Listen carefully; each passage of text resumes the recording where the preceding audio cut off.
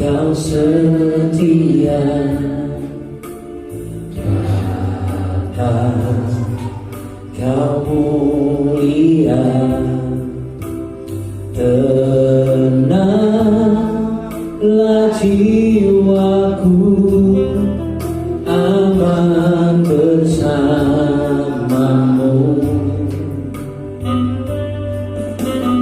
Lebih dari harta, Kaulah segalanya. Tenanglah jiwaku dalam hadirat-Mu. Kau tunjukkan kasih setiamu, Kau menyediakan yang ku perlu. Kau setia, Kau mulia, dulu, sekarang, dan selamanya. Kau tunjukkan kasih setiamu, Kau menyediakan yang ku perlu. Kau setia, Kau mulia, Bapa, Kau setia. Bapa, Kau setia. Bapa, Kau setia. Bapa, Kau mulia. Tenanglah jiwaku, aman bersamamu.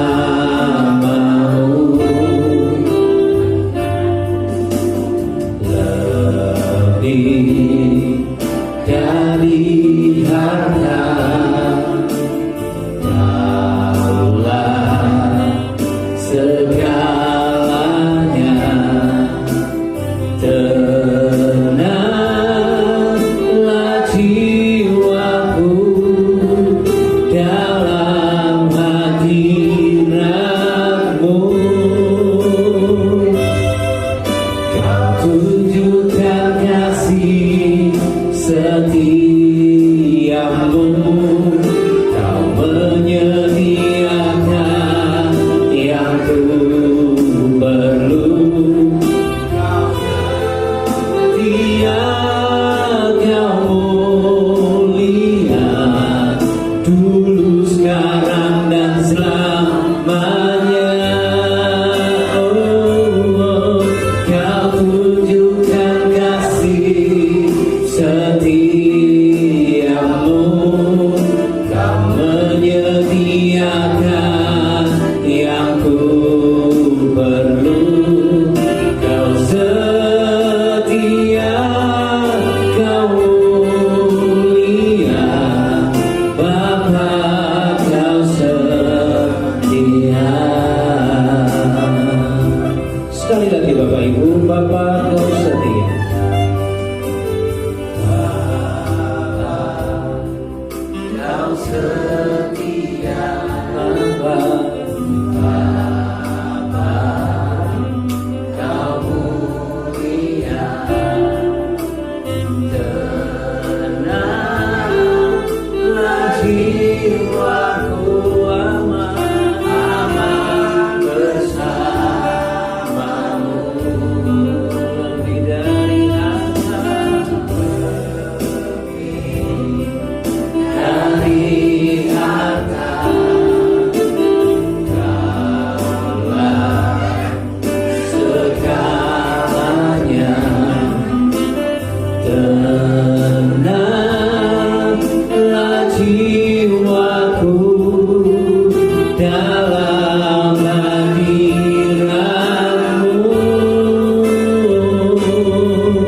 Kau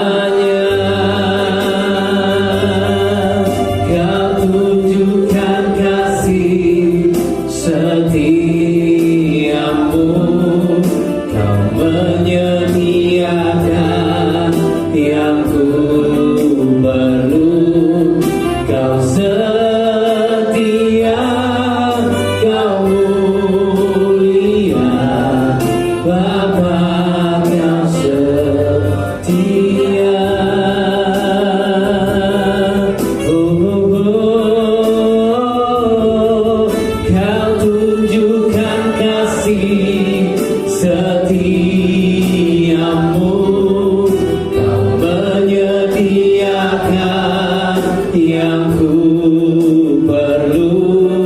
Kau setia, kau mulia, dulu, sekarang, dan selamanya. Kau tunjukkan kasih setiamu, kau menyediakan yang ku perlu. Kau setia, kau mulia, Bapa, kau setia. Katakan kau setia, kau setia, kau mulia, kau setia, kau setia, kau mulia, kau setia, kau setia, kau mulia, Bapa, kau setia.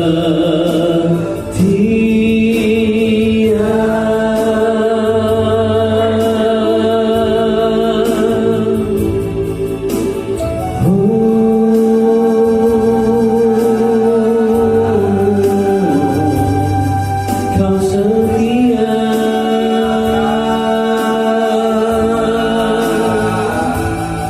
Terima kasih Tuhan. Kami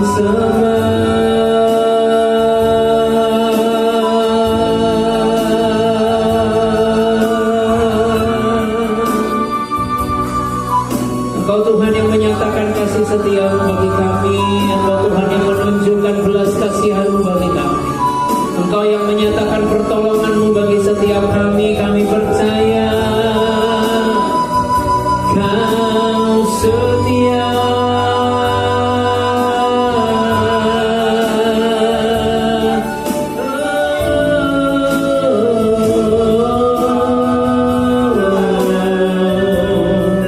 Haleluya Tuhan.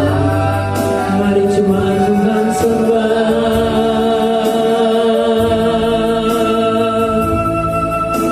Terima kasih Tuhan. Terima kasih Yesus. Syukur, syukur, syukur. Haleluya.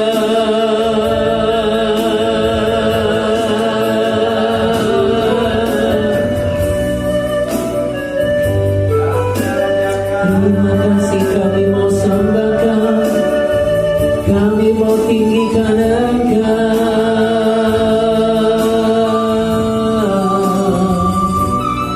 Kau Tuhan yang sudah sembuhkan kami, Kau Tuhan yang sudah pulihkan kami. Haleluya.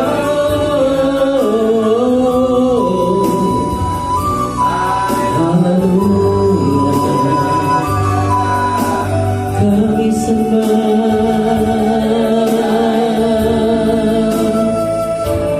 ku sembahkan, ku agungkan. Kau ajaib dalam hidupku, ku sembahkan, ku agungkan. Yesus, Kau jawab aku sembah, ku sembahkan, ku agungkan. Kau ajaib dalam hidupku, ku sembahkan, ku agungkan. Yesus, Kau jawabanku. Kau Tuhan yang pulihkanku, Kau Tuhan yang pulihkanku. Kau Yesus yang sembuhkanku. Kau sanggup limpahkan akan kebutuhanku. Yesus, Kau baik bagiku. Sekali lagi, Kau Tuhan, Kau Tuhan yang pulihkanku. Kau Yesus yang sembuhkanku. Kau sanggup limpahkan kebutuhanku. Yesus, Kau baik bagiku.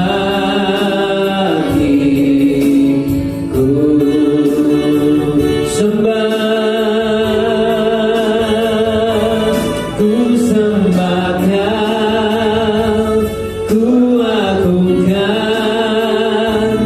Kau ajaib dalam hidupku. Ku sembah Kau, ku agungkan. Yesus, Kau jawab aku sembah. Ku sembah Kau, ku agungkan. Perlahan saya undang jemaat Tuhan bangkit berdiri. Dalam hidupku, ku sembah Kau, ku agungkan. Yesus, Kau jawabanku. Sekali lagi, Kau Tuhan yang pulihkan. Kau Tuhan yang pulihkan. Kau Yesus yang sembuhkanku. Kau sanggup limpahkan kebutuhanku. Yesus, Kau baik bagiku.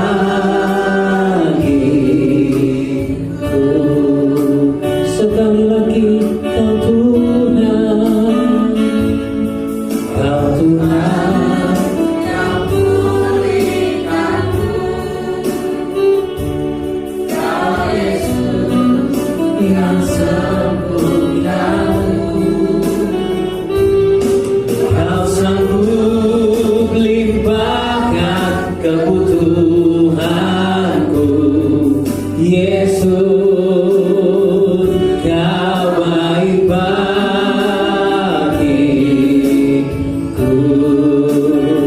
Semua sembah,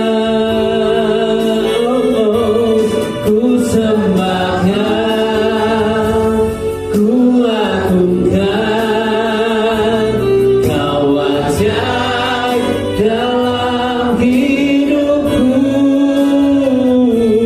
Ku sembah Kau, ku agungkan. Yesus, Kau jawab aku.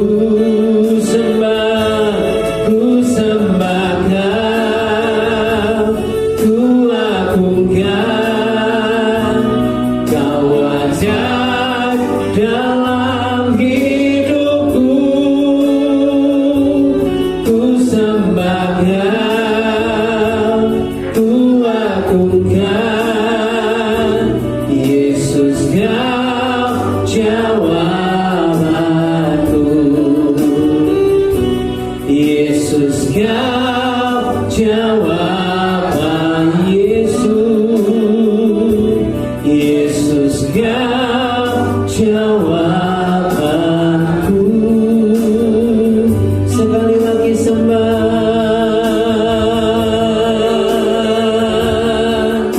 Terima kasih Tuhan. Haleluya, haleluya.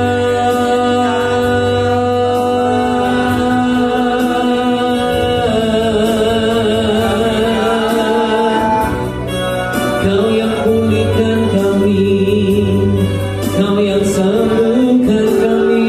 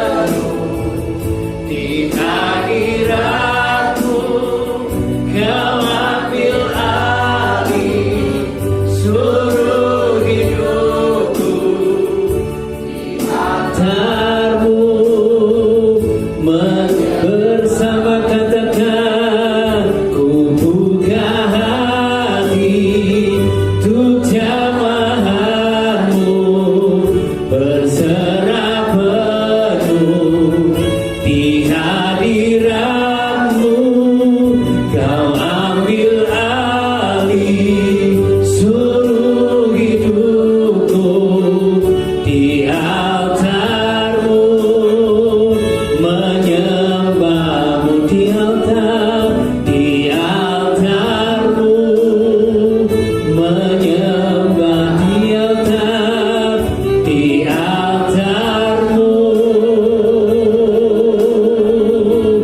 menyembah-Mu.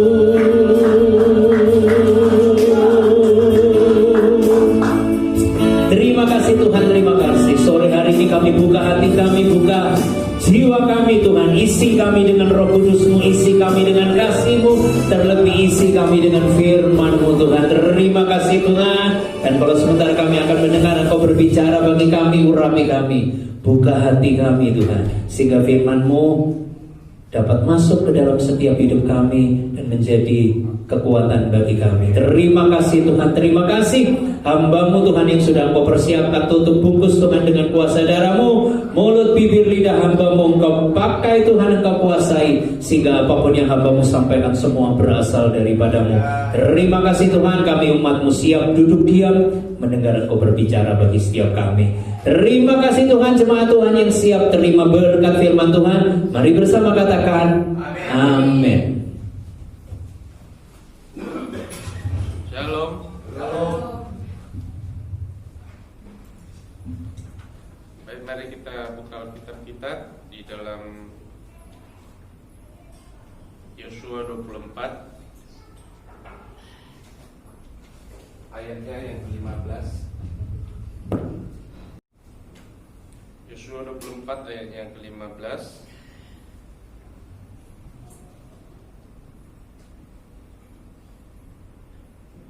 Baik, saya akan bacakan, Bapak Ibu bisa memperhatikannya. Tetapi jika kamu anggap tidak baik untuk beribadah kepada Tuhan, pilihlah pada hari ini kepada siapa kamu akan beribadah. Allah yang kepadanya nenek moyangmu beribadah di seberang sungai Efrat, atau Allah orang Amori yang negerinya kamu diami ini. Tetapi aku akan seisi rumahku, kami akan beribadah kepada Tuhan. Bapak Ibu kekasih-kasih Tuhan, sesuai dengan tema kita, hidup adalah pilihan. Dan di dalam ini kalau kita mau datang beribadah itu juga suatu pilihan kita, mau datang apa enggak, ya. Karena selama ini kan juga kita lihat bahwa bisa keluyuran di luar sana, tetapi di dalam gereja takut COVID, ya kan? Kenapa enggak datang gereja? Takut COVID. Padahal ketemu di Pasar Atung, ketemu di Pakuan Molo, katanya takut COVID. Iyo, lah berarti kan sumbernya berarti dari gereja dong kalau begitu. Ya. Jadi di sini hidup itu adalah pilihan, ya. Karena di sini Yosua harus memilih, berkata kepada umat Israel bahwa kita telah dikaruniakan kasih karunia oleh Tuhan, keluar dari perbudakan, sehingga dalam masuk ke Kanaan Tuhan berkata engkau akan menerima susu dan madu. Ketika hal itu mereka dapatkan, dikatakan di sini, ketika sudah mendapatkan perjanjian Tuhan, mereka sudah tahu kedahsyatan Tuhan, mukjizat Tuhan. Terlebih-lebih ketika mereka sudah masuk di dalam tanah Kanaan, mereka bisa menikmati susu dan madu. Malah dikatakan di sana juga mereka mulai menyimpang juga. Nah, kadang-kadang orang kalau sudah diberkati bisa menyimpang dari Tuhan, ya kan? Sebelum diberkati, Tuhan berkati saya. Sudah diberkati Tuhan, saya ingin lihat yang lain, apa lebih asik apa tidak. Ya kan begitu. Nah, kalau kita lihat, saya pernah khotbah tentang Habakuk, bagaimana dalam penglihatan Habakuk dia berkata kepada Tuhan waktu itu, dia protes begini, Tuhan kenapa sih orang-orang yang selalu datang kepada Engkau, orang-orang yang selalu beribadah kepada Engkau, mereka menyatakan Engkau Tuhan dan Raja Juru Selamat dalam setiap kehidupan mereka, setiap hari mereka menyembah Engkau, tetapi mengapa kehidupan mereka begitu-begitu saja? Lalu yang dia protes, mengapa orang-orang yang selalu menyembah berhala, hidup mereka berantakan, hidup mereka amburadul, melakukan kejahatan. Mengapa kehidupan mereka malah lebih baik daripada kami? Mungkin kan juga dalam kehidupan kita sehari-hari kita bisa berkata demikian kepada Tuhan. Tuhan, sebelah itu tetangga saya itu bukan nggak percaya Tuhan, tapi kenapa dia diberkati sangat luar biasa? Tapi saya percaya Tuhan, melakukan kehendak Tuhan, tetapi kenapa malah kok masalah terus? Ya kan? Seperti itu. Ya. Ketika dia berkata kepada Yosua berkata kepada bangsa Israel, pilihlah kepada siapa engkau beribadah, karena Tuhan tidak pernah menjadikan kita sebagai robot yang bisa diatur ke sana kemari. Karena Tuhan berkata, Tuhan telah memberikan hak free will, hak kebebasan kepada umatnya, hak untuk memilih. Kalau kita sudah punya hak untuk memilih, kalau kita memang sudah jatuh, mengapa mesti bersalahkan Tuhan? Karena itu hak sudah ada pada engkau. Bapak Ibu kekasih-kasih Tuhan, kalau kita lihat kisah di dalam Kejadian 3 ayat 6, kalau di dalam pasal 3 ayat 1 sampai 24, itu kejadian bagaimana Adam dan Hawa ngambil buah yang dilarang oleh Tuhan. Kan Tuhan berkata kan, janganlah ambil pohon yang ada, buah yang ada di taman ini.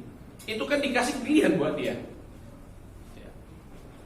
Ketika Hawa mengambil buah tersebut, kan satu pilihan juga sama Adam. Iya kan? Dia juga di antara pilihan. Ketika dia memberikan kepada Adam, mestinya juga kan Adam sudah tahu bahwa itu salah. Tapi nyatanya dia juga mengambil pilihan yang salah. Dia memilih untuk menuruti apa yang diberikan oleh Hawa. Kekasih-kasih Tuhan, kalau kita lihat di sini bagaimana ya Tuhan tidak menjadikan kita sebagai robot. Ya. Kita ini punya hak apapun, kita mau berhak melakukan apapun. Cuman Tuhan katakan di sana, pilihlah. Dan sama dengan Yosua di sini, dia memberikan satu jalan. Pilihlah kepada engkau beribadah. Tetapi saat ini aku berkata kepadamu, datanglah beribadahlah kepada Tuhan. Kenapa? Karena engkau tahu sendiri, Dia Allah yang mengeluarkan engkau dari tanah perbudakan sampai engkau di tanah Kanaan, engkau menikmati susu dan madu. Pilihlah. Hidupmu adalah pilihan. Pilihlah kepada siapa engkau beribadah. Kenapa dia berkata demikian? Sekalipun dia berkata demikian, aku dan seisi rumahku, keluargaku tetap beribadah kepada Tuhan. Walaupun ada konsekuensi, dia dibenci. Tetapi kalau kita lihat di dalam ayat 18, pada hakikatnya pada akhirnya juga mereka datang beribadah kepada Tuhan. Tetapi kenapa? Karena Tuhan telah menghalau semua bangsa. Tuhan menunjukkan kuasanya dari orang Amori, penduduk negeri ini dari depan kita. Kami pun akan beribadah kepada Tuhan sebab Dialah Allah kita. Kekasih-kasih Tuhan, di sini kita bisa melihat Bapak Ibu, Yosua diperhadapkan di dalam hal pilihan di sini. Sebagai pemimpin, dia harus memutuskan bahwa saya dan seisi rumah saya punya pilihan beribadah taat kepada Tuhan. Itu dia sebagai pemimpin. Tapi kalau sebagai pemimpin kan dia juga harus tegas kepada siapapun yang dia pimpin. Dia harus tegas kalau katakan engkau harus begini, harus tunduk kepada pemimpin. Tapi karena ini masalah engkau percaya apa tidak, maka diberikan pilihan kepada engkau. Apakah engkau masih percaya dengan ilah-ilah lain, seperti yang di seberang sungai, seperti yang di Efrat, seperti orang-orang Amori yang percaya dengan ilah-ilah lain? Makanya saya awalnya katakan tadi, banyak orang ketika sudah diberkati Tuhan akan terus berkekurangan. Semakin kita semakin berkekurangan. terus berkekurangan. Sudah ada dan kurang terus. Kenapa? Ini tadi.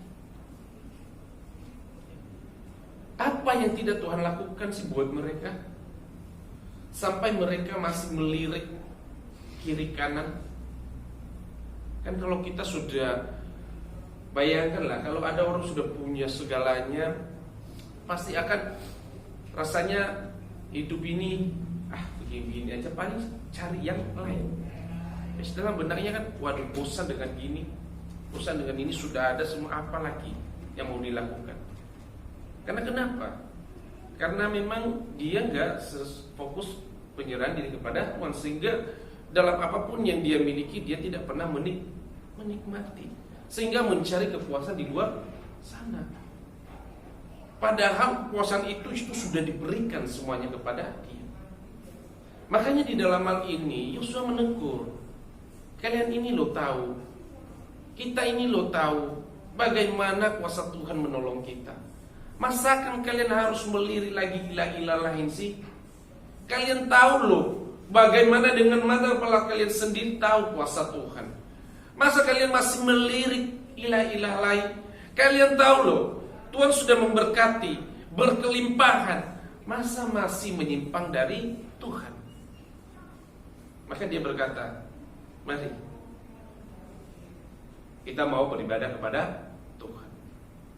Dalam kehidupan kita sekarang ini Bapak Ibu, kita tahu kan dengan banyak kejadian-kejadian sekarang ini, hari-hari dunia semakin jahat kita lihat ya.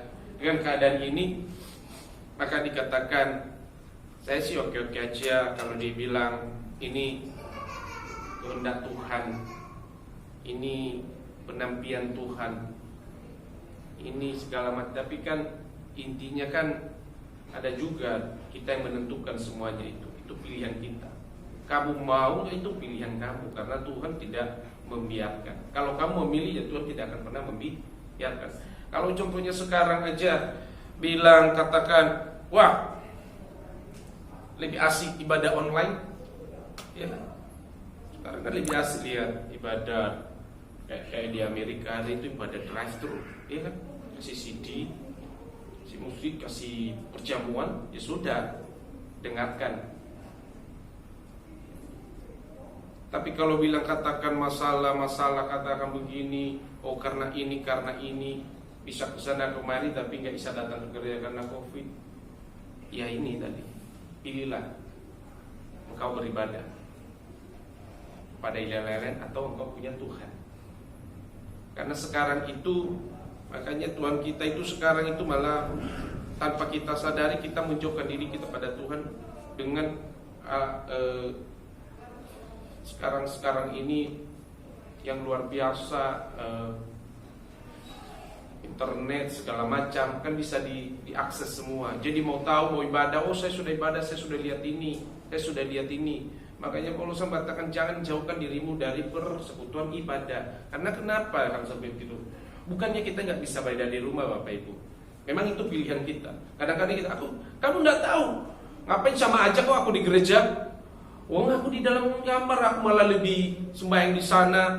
Sampai cuma sejam, aku sih 5 jam kok di dalam kamar tuh berlutut di hadapan Tuhan. Iya benar, berlutut di hadapan tuh benar. Sampai aku nggak bisa berdiri, cok pegelinu sering lemas, lesu kape ngono itu, iya kan? Nah, tidak masalah Bapak Ibu, tidak masalah. Tapi kalau kita lihat, ya, dengan hal tersebut Paulus berkata bahwa ketika engkau datang berkumpul dengan saudara-saudaramu seiman, maka di situ akan ada saling menasehati. Lah kalau kamu nggak datang, kamu di rumah, kamu apa sendiri, di situ kamu punya masalah. Yang ada itu ya, lihat baygon langsung minum. Karena nggak ada yang memberikan motivasi, nggak ada yang memberikan solusi atas apa yang kamu alami. Tapi ketika kamu sampai di sini, saudara-saudara seiman akan memberikan motivasi, nasihat kepadamu, memberikan semangat. Amin. Itu bukan masalah kamu di rumah apa di gereja sama aja, tidak.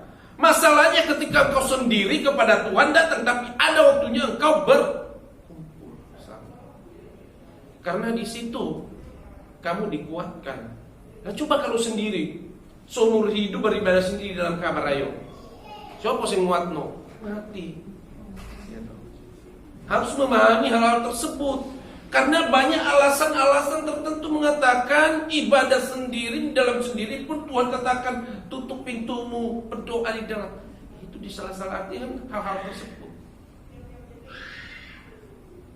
Kalau kita lihat di dalam Alkitab, mengapa Paulus yang lain-lain memberikan jemaah, membawa jemaah itu pindah-pindah kemari? Karena satu, ada kelompok-kelompok yang lain berkumpul. Karena saling menguatkan. Ketika Anda sakit, ada yang menjenguk saudara, ada yang memberikan semangat bagi saudara, ada yang menolong saudara. Ketika Anda sakit, kalau hanya di rumah datang, hanya beribadah di rumah, siapa yang mau melihat? Nanti tiba-tiba, kalau sakit, lo nggak pernah ketok, ya kan? Seperti itu. Makanya Yosua bilang kepada umat Israel, pilihlah engkau beribadah kepada Tuhan atau kepada orang Amal.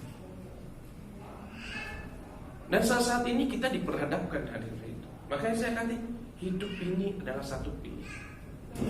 Hidup adalah pilihan. Kasih Tuhan. Ada satu contoh ilustrasi. Ini seorang, tak ganti aja namanya. Ada orang saudara kembar di sini. Anggap aja lah saudara kembar Incus sama Nusrila. Ini contoh, ya biar seru kan. Ada satu saudara kembar. Ini contoh, Nusi sama namanya lah Nusi sama Lince, iya toh. Nah, suatu saat, ya, mereka punya orang tua, mamanya penjudi, papanya penjudi juga, pemabuk. Ya.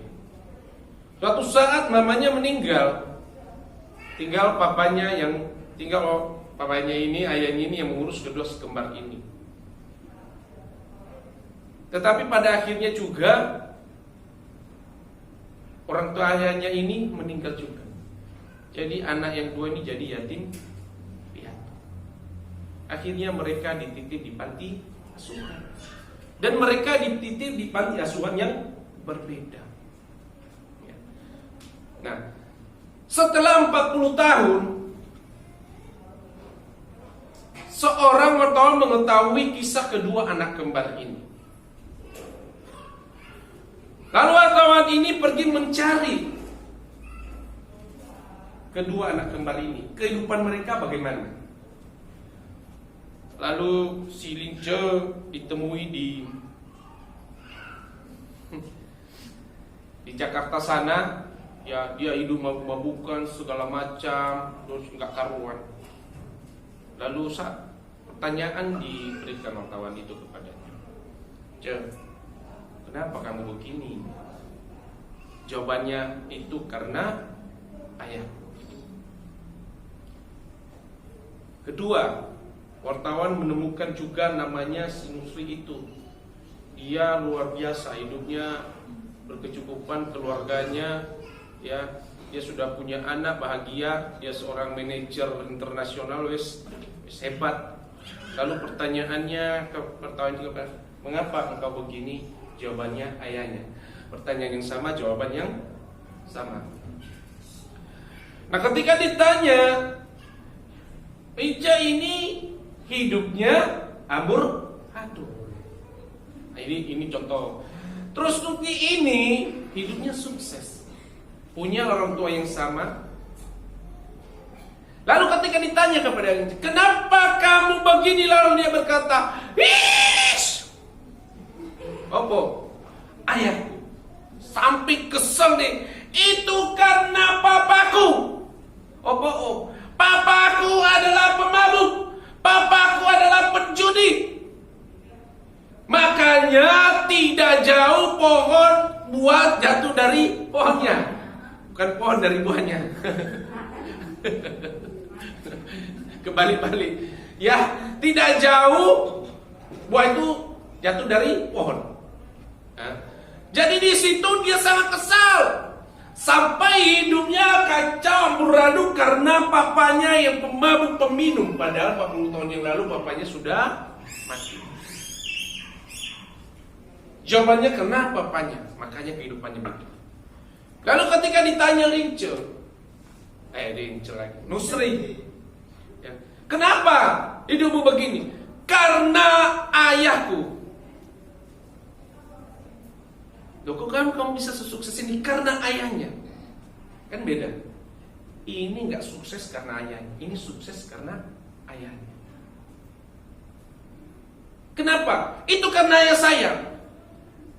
Saya punya motivasi. Saya tidak mau seperti ayah saya. Saya tidak mau menjadi pemabuk. Saya tidak mau menjadi penjudi. Saya tidak mau miskin. Saya pingin lebih. Dan saya ingin tunjukkan bahwa dari keluarga saya masih ada yang bisa melakukan hal tersebut. Dan di dalam Lince dan Nusri ini, mereka satu pertanyaan jawaban yang sama, tapi pilihannya dia lebih memilih kehidupan seperti apa yang dilakukan ayahnya karena kesal. Tetapi yang satu, dia lebih termotivasi dengan kehidupan ayahnya. Kadang-kadang dalam kehidupan kita mau di sini melihat karena kita nggak senang, atau kita termotivasi. Jadi intinya itu adalah pilihan kita. Karena itu pilihan Lince, karena itu pilihan Nusri. Padahal sama-sama, kehidupan sama, pertanyaan sama, kan ayahnya sama. Tetapi kenapa bisa kehidupannya berbeda? Karena dia ngambil pilihan yang salah dan dia mengambil pilihan. Hidup itu adalah pilihan. Amin. Bapak Ibu kekasih Tuhan. Makanya kadang-kadang itu hidup ini kita pilihan, kita diperhadapkan banyak pilihan Bapak Ibu. Ya, secara sederhana, yang sederhana sajalah kalau kita bangun tidur aja. Ya kan saya katakan tadi kita bangun tidur. Biasanya bangun jam berapa Bapak Ibu? Biasanya bangun jam 4, jam 5. Udah bangun jam 5, bangun langsung doa. Tapi tiba-tiba sebenarnya bangun jam 5, pas bangun bunyi handphone. Mau pilih doa apa ngambil handphone? Itu pilihan. Biasanya kita bangun langsung doa. Tapi karena pas bangun telepon bunyi, mungkin itu penting, saya tidak tahu. Tapi itu jadi berdasarkan pilihan. Aduh, angkat telepon dulu lupa doa ya. Kan seperti itu. Itu pilihan kita. Nah, bisa jadi ketika kita doa dulu baru ngangkat telepon, beritanya bagus. Bisa jadi juga pas ngangkat telepon lupa doa, beritanya buruk. Tergantung pilihan kita. Mau dulu apa? Iya kan? Bapak Ibu kekasih Tuhan, mari kita lihat. Jadi di sini kita dapat mengerti, memahami bahwa hidup ini adalah satu pilihan. Jadi dengan perjanjian di Sikhem, Yosua telah mengantar umat Israel untuk membuat satu pilihan, yaitu tetap menyembah, mempermuliakan nama Tuhan. Sehingga akhirnya mereka mampu berkata di ayat 18, kami pun beribadah kepada Tuhan sebab dialah Allah kita. Ya. Amin. Jadi Yosua dan bangsa Israel telah memilih untuk tetap setia kepada Tuhan. Ya. Tindakan mengingat akan menjadi suatu yang tidak berarti kalau tidak disertai sikap iman. Ya. Jadi ketika tindakan mengingat dilandasi oleh sikap iman, maka akan meneguhkan kita akan punya komitmen dan semakin setia kepada Tuhan. Ya. Jadi Bapak Ibu, saya tadi katakan ketika saya menyampaikan ini juga, saya mengalami saya ada di dalam pilihan. Saya sudah tahu bahwa saya pelayanan minggu, tapi saya harus memilih dulu karena kayak kemarin saya harus dalam satu sisi saya melayani, dan sisi saya harus pergi dulu ke Jakarta menemani saudara saya. Ketika saya menemani saudara saya sampai di sana, saya sudah janji, saya bilang saya harus pulang Sabtu karena saya pelayanan minggu, dan itu sudah memang harus dilakukan. Tidak mau tidak mau memang pelayanan. Dan saudara saya katakan tidak bisa, kita pulang oke lah minggu aja lah. Gak bisa, karena dia minta Senin, gak bisa. saya harus pulang. Kalau nggak gitu saya pulang sendiri, saya nyetir sendiri, pulang sendiri. Jadi akhirnya saya bilang, lah kalau begitu gini aja lah, kamu naik pesawat aja kalau memang nggak mau pulang, karena saya memang mau nggak mau harus pulang. Kalaupun saya telat, paling tidak pagi jam 8 saya mungkin bisa dibantu Bu Yeni. Anda bilang pulang. Akhirnya saya jalan, pergi, pulang jam 12, jam 1, jam 2. Aduh, kok belum pulang-pulang ini, kok belum apa. Akhirnya saya ngambil satu keputusan, sudah pulang, ayo, kok nggak pulang ya, sudah aku pulang sendiri. Pulang, akhirnya wis mau pulang, nyampe di sini ya jam 3 pagi tadi. Ya sudah jam 3 pagi ngurus baru pelayanan. Itu memang dihadapkan dalam satu pilihan. Mungkin cara pilihan bisa saya serahkan sama Bu ini gantikan saya. Ya. Tapi memang saya pikir itu, aduh, kemarin saya sudah kasih itu tanggung jawab, saya udah ada temanya, ya sudah.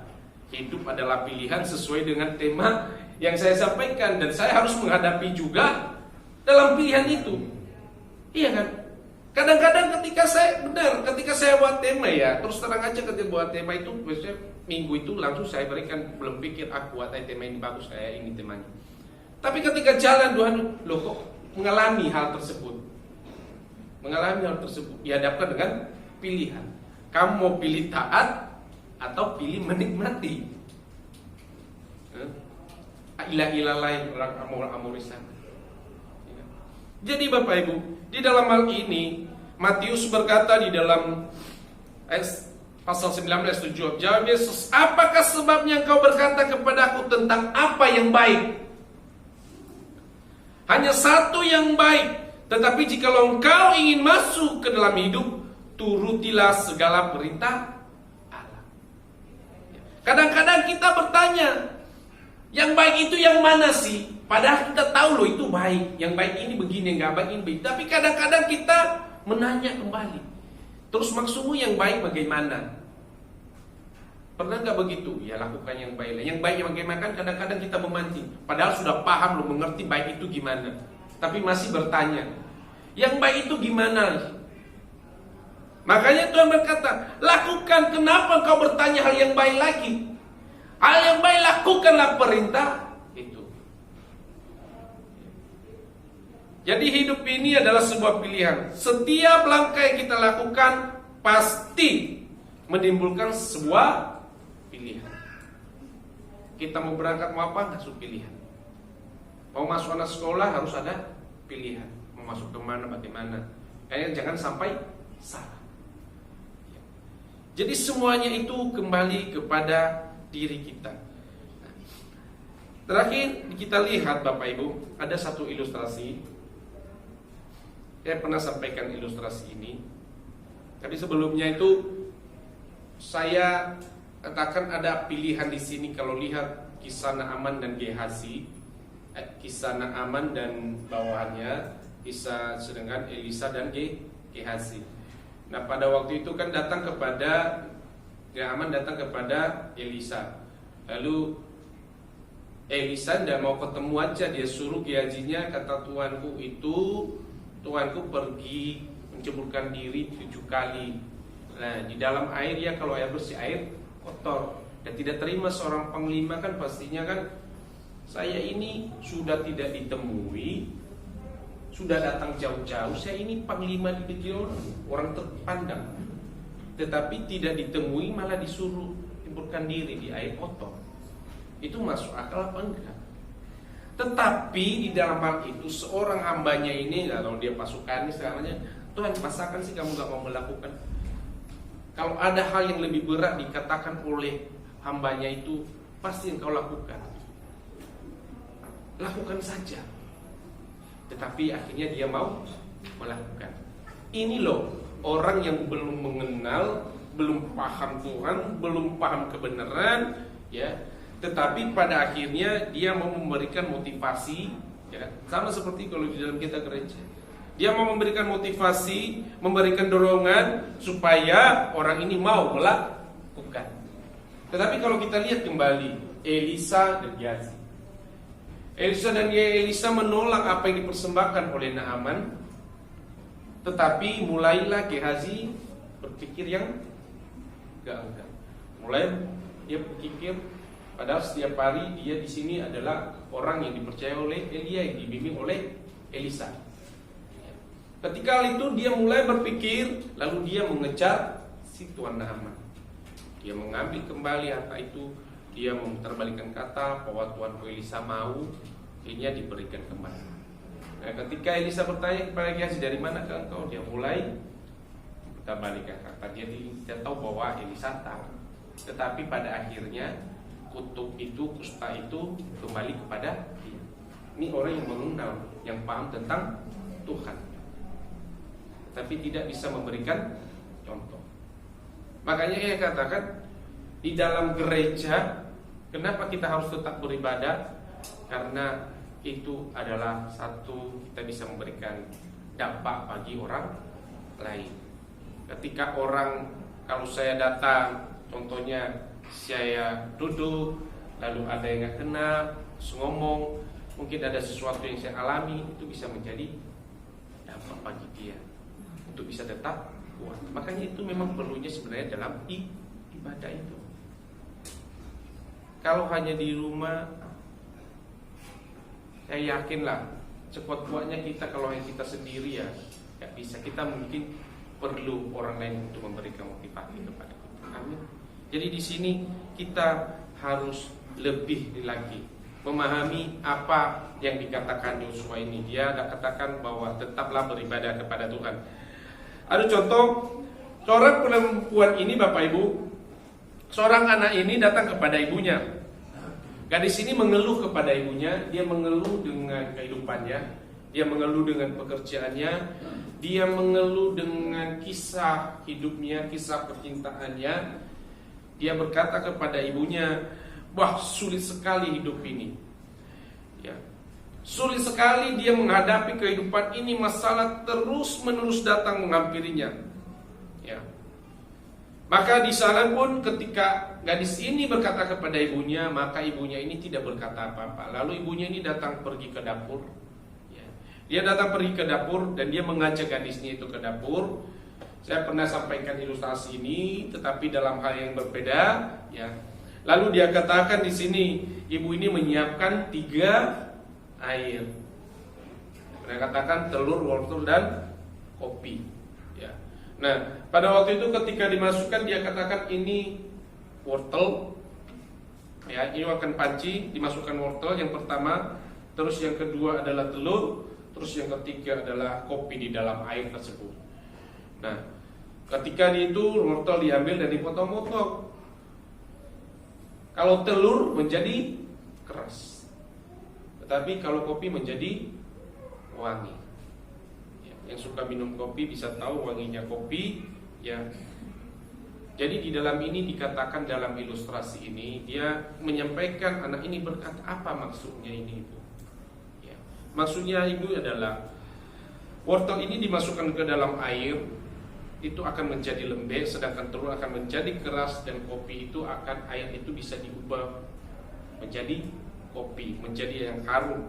Dan makanya dikatakan dalam kesukaran hidup ini, dalam kehidupan kita sehari-hari, mana yang kita pilih?